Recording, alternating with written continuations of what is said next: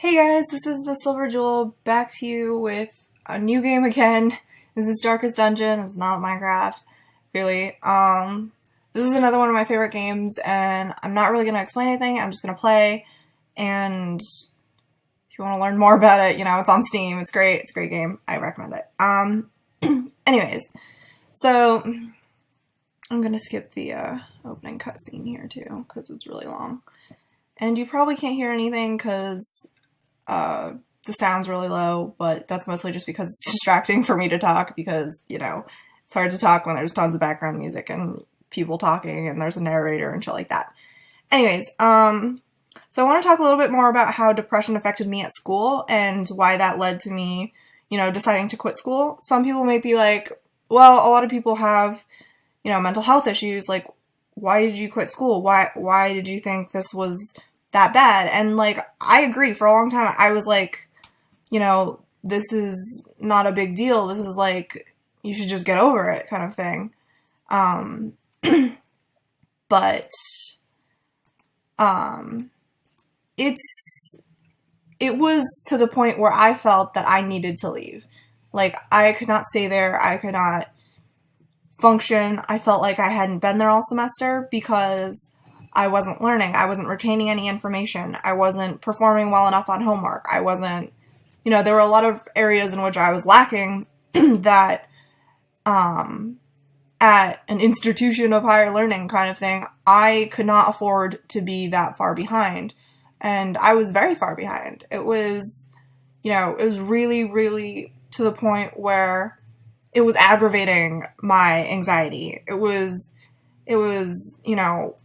absolutely the worst thing for me at that point kind of thing. So that's why I decided, after I came home, after I had my meltdown, I came home and I was like, I can't go back because there is no way in hell that I can finish the semester and do well. Is it better to stay there and struggle through and maybe do really, really terribly in my classes because that was the way it was going to go, or stay home and not finish it out and risk maybe having to repeat freshman year. But so it was kind of, for me, it felt like I was rolling the dice and that there was no way I could stay at school, and it was worth risking having to repeat freshman year, which I hated being a freshman. I hated it in high school. I hated it in college. I just hated being a freshman. I hated how everyone's like, oh, it's a freshman, stay away, they have the plague kind of thing. No one wants to be around freshmen, they're stupid. They think they're the God's gift to earth kind of thing, I hated being part of that. And maybe that's just me, because I judge myself really harshly. I judge other people the same way I judge myself, which means, I'm a very judgmental person, I know that. But, I also know that because I'm that way, I know that not always my judgments are accurate. So, I don't know, it's kind of a balance that, I just kind of learned to figure out, I guess. But anyways, that's not the point. The point is, I didn't like it. I needed to leave. And the reason I felt like that, the reason I felt like I hadn't been there all semester, I felt like I hadn't learned anything, was because of my depression.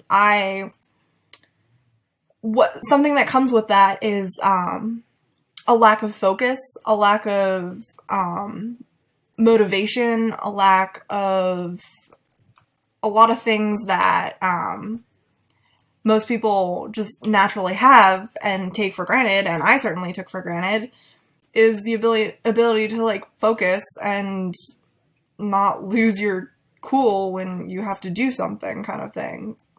So something like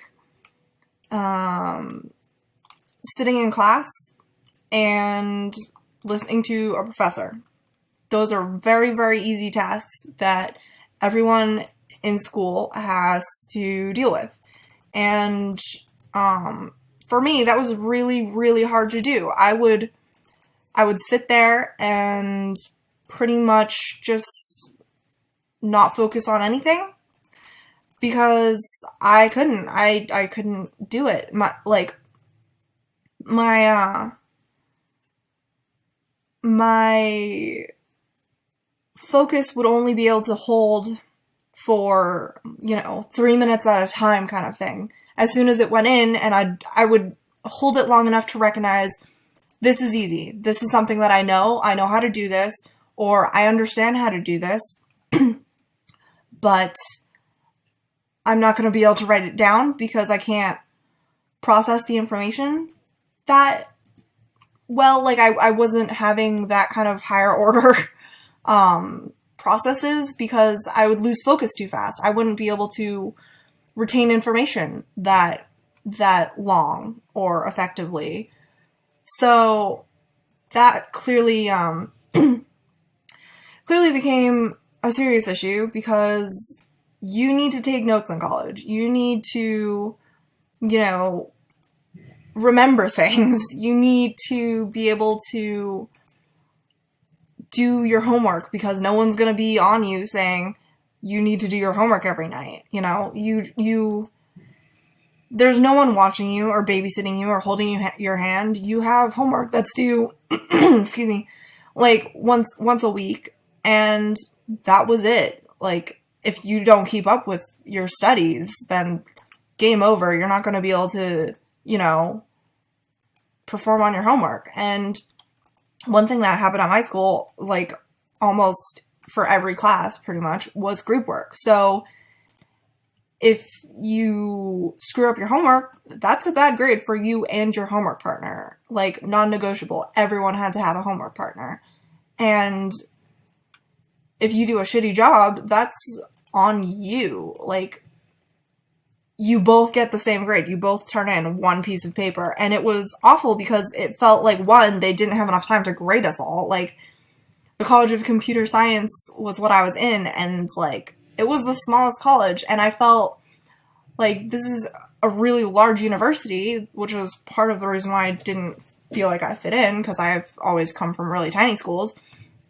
But it was such a large university, and it felt like they didn't have time for us. But, like, they're so big, it's like, they can't be understaffed, but I guess they were. And it's, something that I had always taken for granted before, that, if I had a question, my teacher would answer it, or I would be able to see them outside of class and, get an answer from them if I was confused. But, like, they have office hours, but if the office hours are during the time when you have other classes, I wasn't going to go to them. I had other classes to go to because I was struggling as it was. I couldn't afford to miss more class. So it was just like a vicious cycle of me being shit on by, not being able to help myself, not being motivated to help myself, and not, fitting in and making the friends that I needed to support me while I was at college. So it was a really hard time for me. And, after going to all of my classes and feeling so far behind every time I went and every time I tried to do homework, it was really, really demotivating. Like, what's wrong with me? I can't do these simple tasks that are assigned to me that everyone else has to do. Everyone else seems to be struggling with this too, but you can't finish it. There must be something wrong with you. And that was really, upsetting, because I've never really, had that kind of struggle in school before. I always had 1,000,001 friends to help me. I always had, like, teachers and peers that would be there for me whenever I needed them. Whether it was after school, I could just, like, text someone up and be like, yo, I need assistance. Or if it was in school, I could just, like, knock on a teacher's door and be like, hey, teach, like, I know you want a first name basis, except we don't call them by their first name because that's weird. We weren't that, like, small, but I'd be like, yo, Mrs. So-and-so, I really need help with this. Can you, like, take 5 minutes and explain this to me? And they would be more than happy to do that, whether they're eating lunch or, well, maybe not eating lunch. They'd, like, schedule you sometime, but whether it was that or, a friend or an upperclassman or a lowerclassman, we had really smart people in the grade below us for whatever reason, it wasn't, you know, a big deal because there were always people around to help you, so you wouldn't get that, like, crippling hatred or disgust of yourself, like, why the hell can't you do this thing that you thought was so easy and now it's so not easy kind of thing. So the lack of focus, that led to, like, a lack of motivation and, you know, lack of faith in myself. I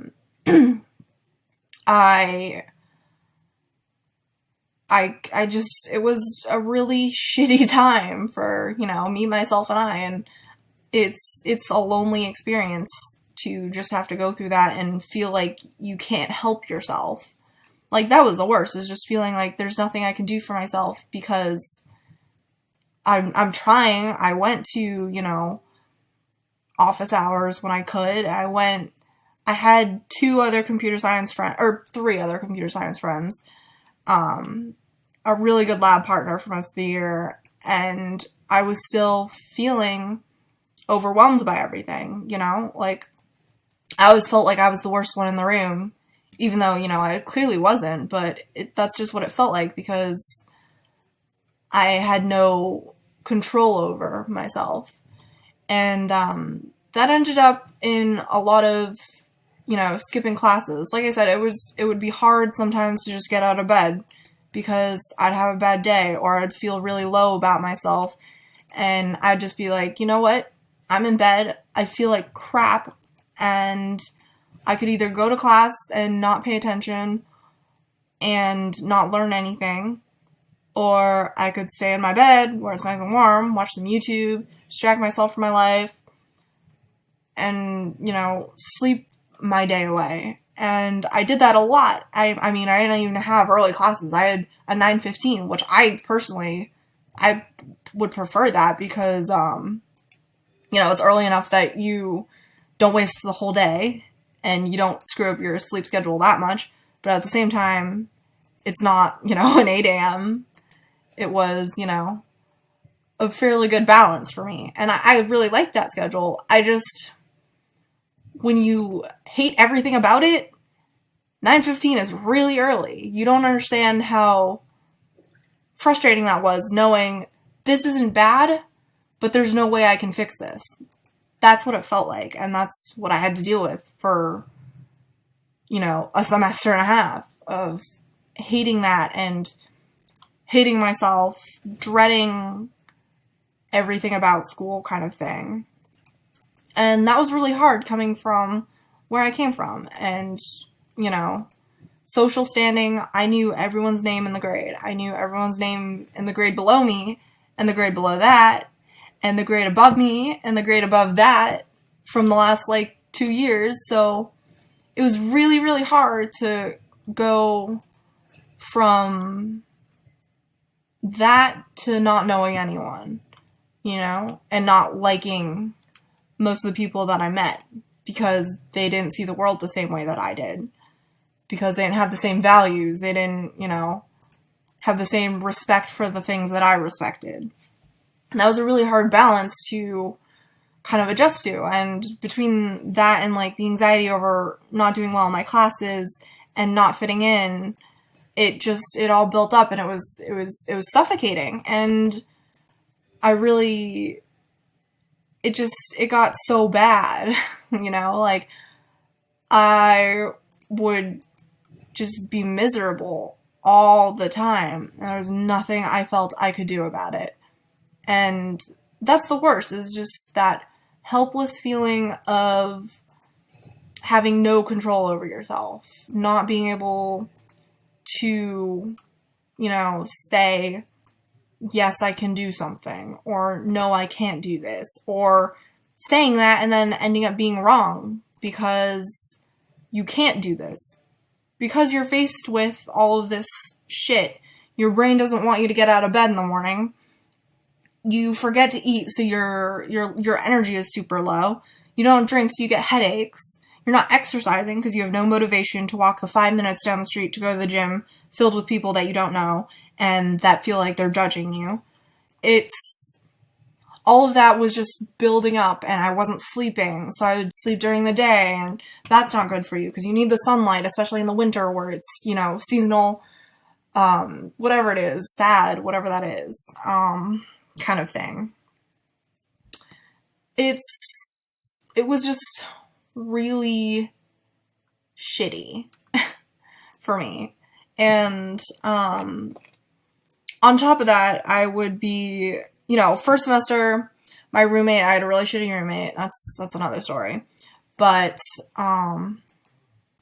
one thing after she moved out was I would have a lot of time to myself, and I would cry about things because I was overwhelmed. I was emotional. I was also, on a really, kind of bad form of birth control that was fucking up with my hormones, and, that was even worse because then I, I have no control over that. That was, literally just my hormones screwing me over, so I'm on a different kind of birth control now, so everything's okay now.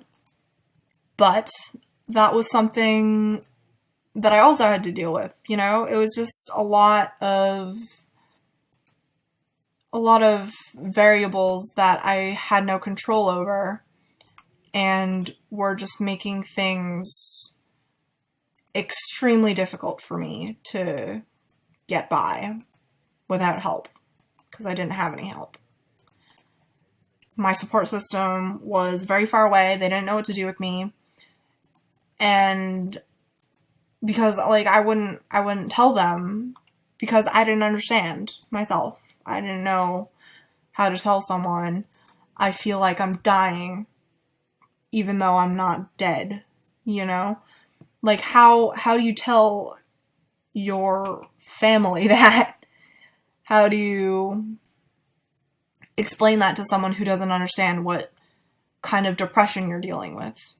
Depression is not the same in every person. It's very different depending on, your experiences, and I wasn't dealing with it well. So it was a long semester, a long 2 semesters, and I didn't get through it well, clearly. So that led to me leaving. Another one of the main things, when I say I had a meltdown and that's why I left, it was right after spring break. The day after was a Monday, and I had 4 classes that day, and, all 4 of my classes, and I think I went to all of them, and by the last class, which was calc, my 2 computer science friends who were also in that class didn't go because, for their own reasons. They weren't exactly, one of them was a very good student, one of them was not so great of a student, but neither of them went for their own reasons, pretty much. And I went because I knew I was struggling, and I felt better after being on break, spending time, with my family, with my boyfriend, away from school. I felt better, and I thought, I need to buckle down, and I need to do this. I need to go to class. I need to step my game up. And I got back my midterm, which counted for 20 or 30% of my grade, and I had failed it because this is Calc 1. So Calc 1, I've been taking pre-calc, then calculus for 2 years in high school. I had always been advanced math until senior year, and I freaked out because I viewed myself as a failure. It was Calc 1. I couldn't do Calc 1. Are you serious? What the hell is wrong with you? You screw up. That was where I was at, and, that's, super upsetting. You used to be, this super smart person, and you had all your shit together, and you could do all these things, and all of a sudden, you're underperforming. You're failing classes. You're not going to pass this class. You don't deserve to pass this class. You clearly have not learned anything, and you can't do it. So I had to leave that class twice once I went to fill up my water bottle, because I always bring, like, my water bottle around campus, because, you know, that's just what you do. And, I filled up my water bottle, and I stood outside for a second, trying not to cry, because I was overwhelmed and upset and frustrated, and, not dealing well, and, I went back into the classroom, and I was like, okay, calm down, figure it out, and I sat back down, and then I was like, wow, I can't focus. After that, I was just blown away with how stupid I felt, and that I couldn't do it, and I ended up going to the bathroom, like, I don't know, 10 minutes later, or 5 minutes later, or whatever, because I was gonna cry again in the middle of class. I couldn't do it. I was angry and scared and frustrated and confused as to what happened to me. Like, I didn't recognize myself anymore because I was so far from the person that I was a year ago or 2 years ago, or really 3 years ago was when I started slipping. You know, when my mom died, that year was really hard as, like, a sophomore in high school because, you know, my life was falling apart. Like, my dad was almost never home because he was at the hospital with my mother. My mother was in the hospital or home in bed dying. And I was just stuck trying to figure everything out. And I clearly was not figuring things out very well. So, you know, I was slipping even then. But since then, I've clearly not been the same person in school. I have not, you know, been taking the same level of notes and paying attention as much and taking things as seriously. And by the time it was college, when I was all the way by myself, there was nothing left for me. And so that led to a really severe panic attack. And I had been having panic attacks before. Like, this wasn't my first, clearly. But, well, not clearly, but this was not my first panic attack at college. But I had a really, really bad one. And worse than usual. It was incredibly scary. So I'll talk about that in the next video. I'm rambling on, like, really long right now. But point being, I texted my dad. I didn't even call him because I couldn't talk. I texted my dad, and he happened to be in the city because of some reason or another. And he's like, okay, I have this thing. I will come pick you up in like an hour and a half, and then I'll take you home and we'll figure it out.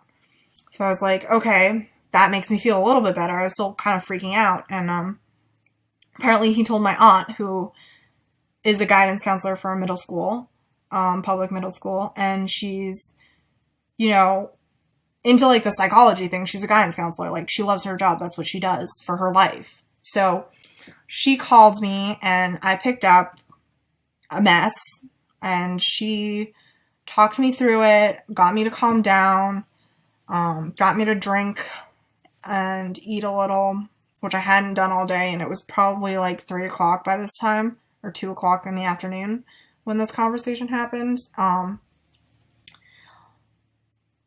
This is the next day. This is a Tuesday, by the way. I don't know if I mentioned that, but I had one class that day. It was a lab, but I hadn't been going to it, so I was just in my room the whole day. And she talked me down. I took a shower. I felt better after that, but then I just felt really lost, and I just pretty much packed, like, one shirt, my homework, and my laptop into my backpack and waited for my dad to pick me up. And that was the last time I had been in my dorm room besides the day I moved out. So that was, you know, the factors leading up to my dropping out of school, or the start of my medical leave, if that's the way you really want to put it. And I'll talk a little bit more about panic attacks in the next video, because this is kind of going on for a long time. I'm in the middle of a dungeon right here, and I stopped a lot to talk because I thought I was wrapping it up, but I wasn't because I had more to talk about. Anyways, point being, thank you for listening. I'll talk more about panic attacks next time, so if you're curious about that, check that out. And thanks so much for watching, and I might play this game more because it's, you know, easier to cut it up into pieces kind of thing. It's a slower paced game. So look forward to more of that, and I will see you next time. Bye!